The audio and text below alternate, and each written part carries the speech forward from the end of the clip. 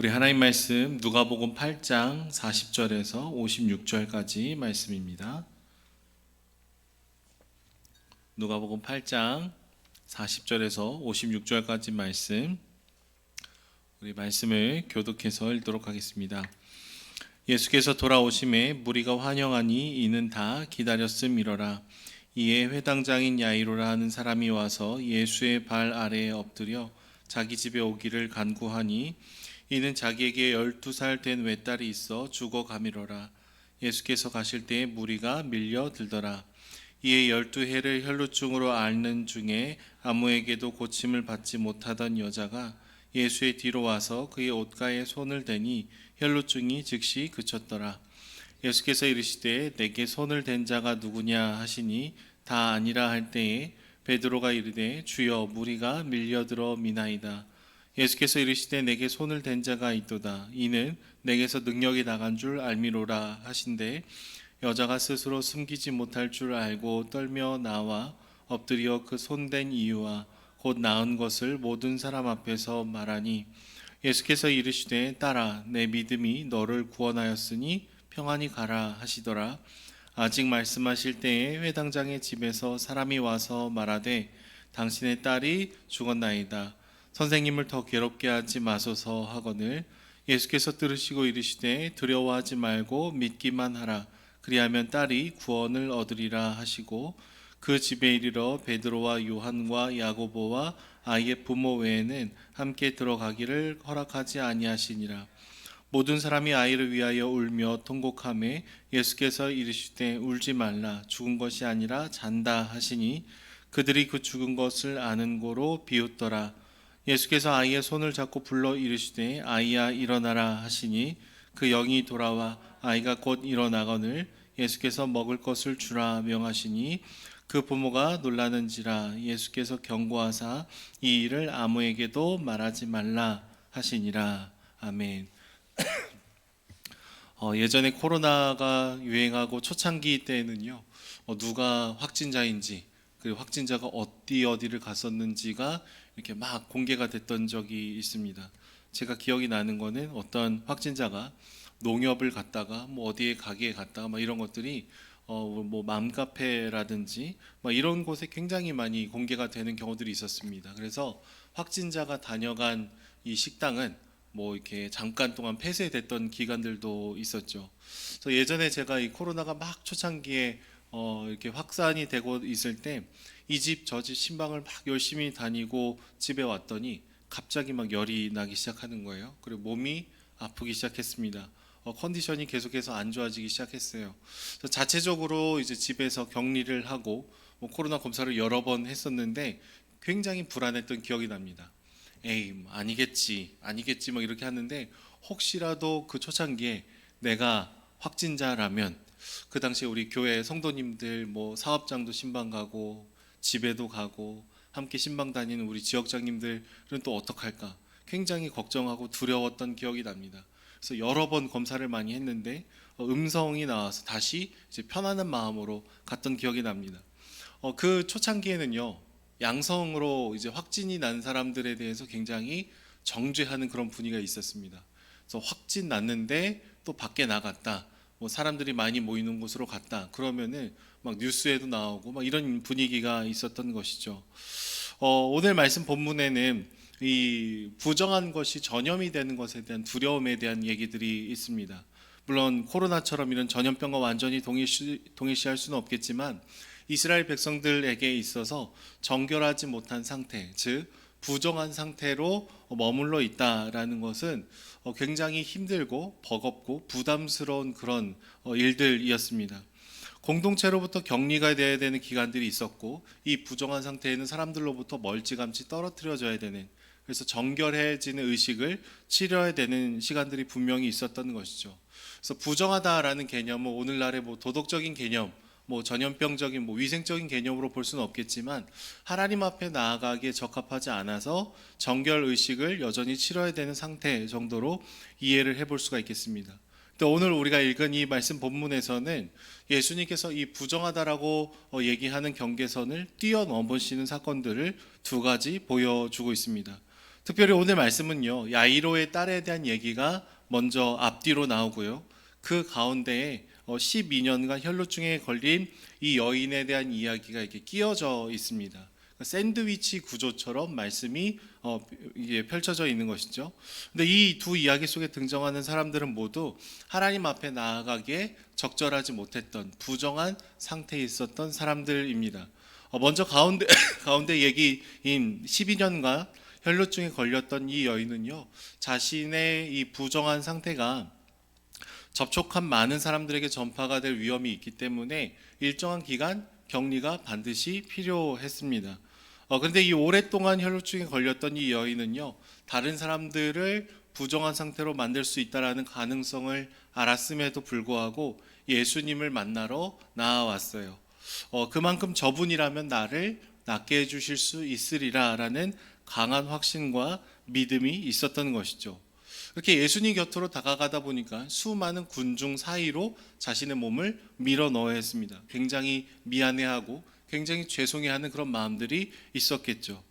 본래 하나님 앞에 나아갈 수 없는 이 여인이 다른 사람들 틈에 들어간다, 몸이 부대낀다, 다른 사람을 만진다라는 것은 나의 부정함이 이 사람에게도 영향을 끼칠 수 있다라는 그 가능성을 안고 걸어가시는 겁니다.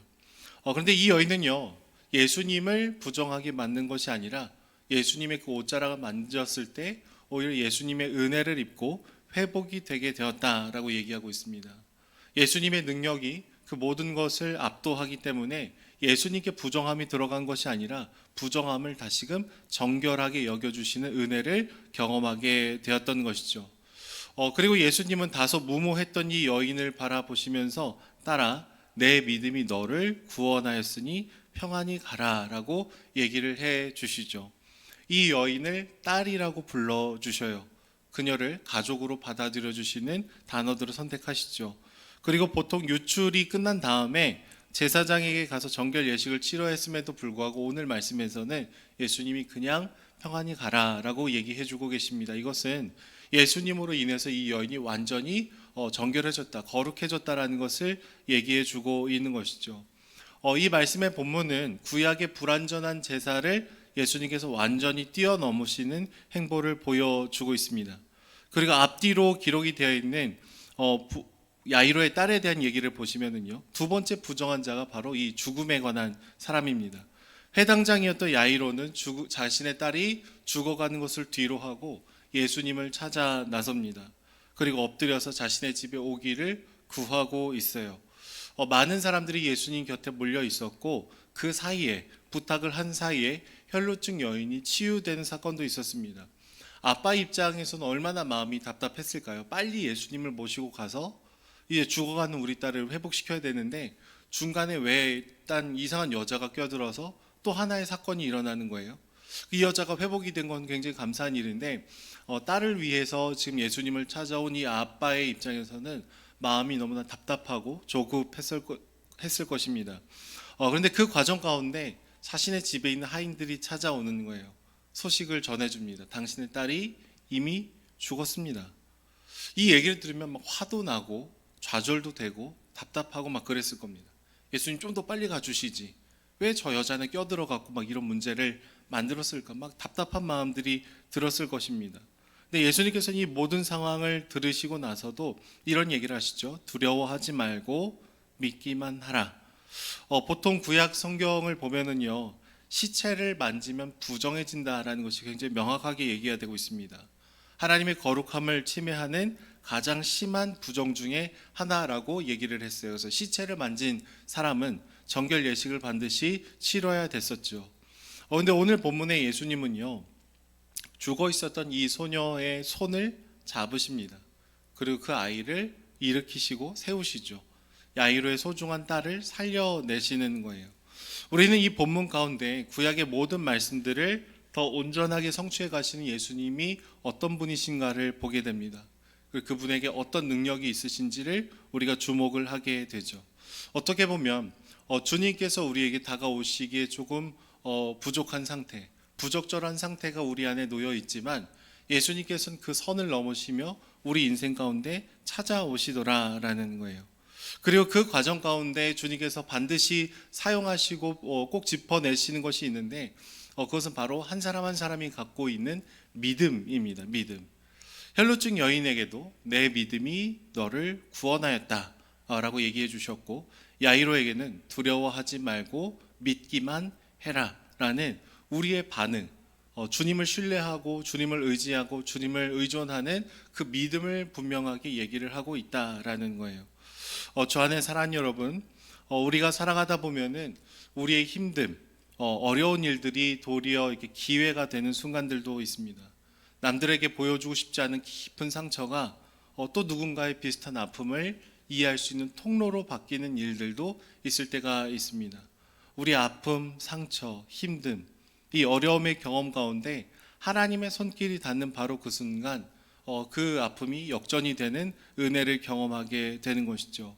오늘 본문처럼 예수님은 부정한 우리 인생 가운데 찾아와 주셔서 우리를 아들이라 불러주시고 딸이라 불러주시고 여전히 잘 살지 못하는 우리 영역들이 있음에도 불구하고 우리와 동행하신다라고 얘기를 해주고 계십니다. 예수님의 그 십자가의 죽음과 부활로 인해서 우리가 하나님의 보좌로 담대하게 나아갈 수 있는 은혜를 또 입게 된 것이죠. 우리 스스로를 계속해서 돌아볼수록 내가 정말 이 하나님의 사랑을 받을 만한 자격이 있나 없다라는 것을 알게 되고, 우리 자녀들을 대하고 키우고 사람들을 대하다 보면은 실수투성이인 우리의 본질을 보게 됩니다.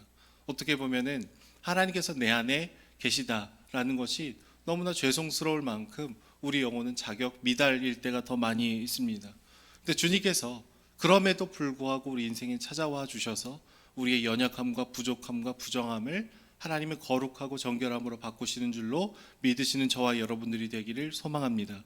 그 은혜가 우리 안에 있을 때 다시금 힘을 낼 수 있는 것이고, 그 은혜가 우리 안에 있을 때 다시금 생명의 삶을 선택하고 걸어갈 수 있는 것이죠. 우리가 이제 또 새벽 기도를 마치고 각자의 삶의 현장으로 들어갑니다. 가정으로 가고 사업장으로 가고 또 일하시는 곳곳으로 들어갈 때에 부정하면서 정결함으로 주님께서 우리를 바꾸셨으니 그 생명을 전하고 이 복의 통로가 되는 저와 여러분들이 되기를 소망합니다.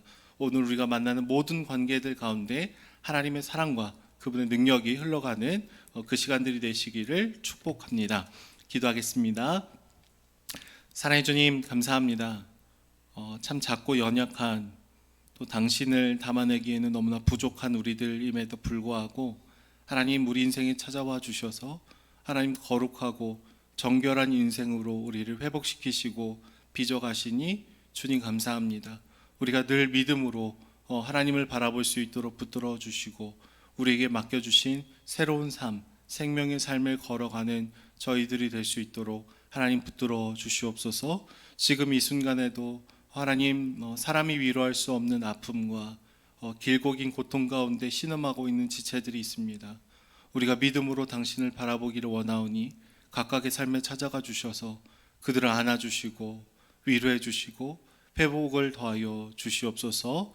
감사드리며 예수님의 이름으로 기도드립니다. 아멘.